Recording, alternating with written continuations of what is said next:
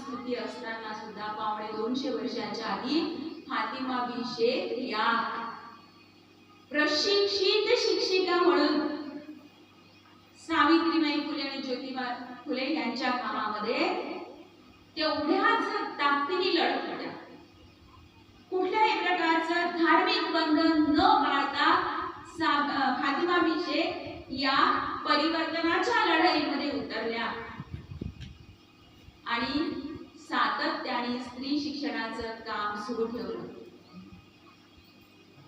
1848 ला शाळा सुरू केली आणि 1852 ला या दोघींनी मिळून जो सूक्ष्म अभ्यास केला होता शिक्षणाच्या संदर्भातला, शाळेतल्या विद्यार्थिनींच्या प्रगतीच्या संदर्भातला, त्याला धरून एक सिद्धांत मांडला, जो सिद्धांत आजही तसाच लागू आहे. तो सिद्धांत काय होता? त्यांनी शैक्षणिक प्रगती बघितली आणि त्या असं म्हणाल्या की उच्चवर्णीय आणि ज्यांची आर्थिक परिस्थिती चांगली आहे अशा विद्यार्थिनींची शैक्षणिक प्रगती अधिक दिसून येते.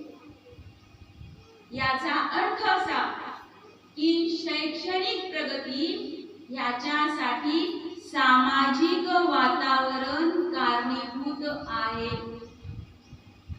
असं मी नाही म्हणत. असं फातिमा बिन शेख आणि सावित्रीबाईंनी शोधून काढलेलं होतं आणि सिद्धांत मांडला.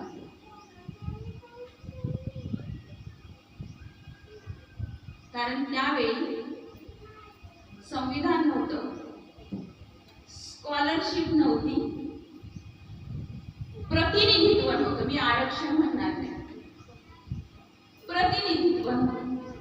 आणि म्हणून शिक्षणाची प्रगती कशी होती आता थोडीफार या सगळ्या गोष्टी संविधानामुळे थोड्याफार बदलल्या असतील असं मी म्हणेन. थोड्याफार ते मी का म्हणते कदाचित पुढे माझ्या मांडणी.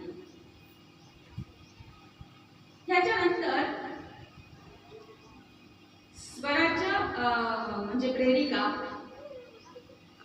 हिंदवी स्वराज्य असा खूपच मानानी तावानी भगवे झेंडे फडकवून टाळ्या वाढवून अर्धचंद्रकृती डोक्यावर लावून जय भवानी जय शिवाजीचे नारे देऊन म्हणणारी लोक आहेत. अंगात आणणं डोक्यावर घेणं वेगळं, डोक्यात घेणं आणि कृती करणं वेगळं. हिंदवी स्वराज्याचा अर्थ काय अभिप्रेत होता? हिंदवी स्वराज्य म्हणजे मूळ निवासी लोकांचं आणि शेतकरी लोकांचं, भूमिपुत्र म्हटलेलं आहे, भूमिपुत्र असं स्वराज्य अपेक्षित होतं. कोणाला? माझी जाऊ. जसं सावित्रीला मांडताना ज्योतिबांना सोडता येत नाही, तसं माझी जाऊंना मांडताना शिवबांना सोडता येत नाही. कारण या माय लेखाचं उदाहरण हे जागतिक कीर्तीचं उदाहरण, जागतिक कीर्तीचं म्हणते. आपण आपल्या मुलांना सांगतो वर्गात पहिला तूच आला पाहिजे. सांगणारे लोक आहे की नाही इकडे? वर्गात पहिले कोण आला पाहिजे? आपलंच मुल आलं पाहिजे, है ना? कारण आपला मुलगा आपल्या वर्गात मोठा झाला म्हणजे मोठा झाला असं आपल्याला वाटतं. जिजाऊनी काय शिकवलं? शिवबांना जिजाऊनी शिकवलं, बाळा तुला विश्ववंदिता व्हायचं आहे, विश्ववंदिता. तर विश्ववंदिता म्हणजे काय? लहान मुलांना कसं समजून सांगायचं? संपूर्ण विश्व तुला वंदन करेल असं तुला व्हायचं आहे म्हणजे काय? बघा जिजाऊ काय सांगतात, माझी जाऊ काय सांगतात. माझी जाऊ असं म्हणतात,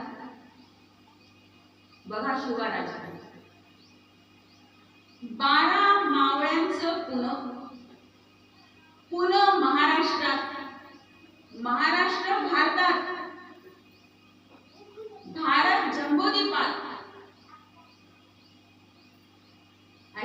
जम्बोद्वीप आशिया खंडात.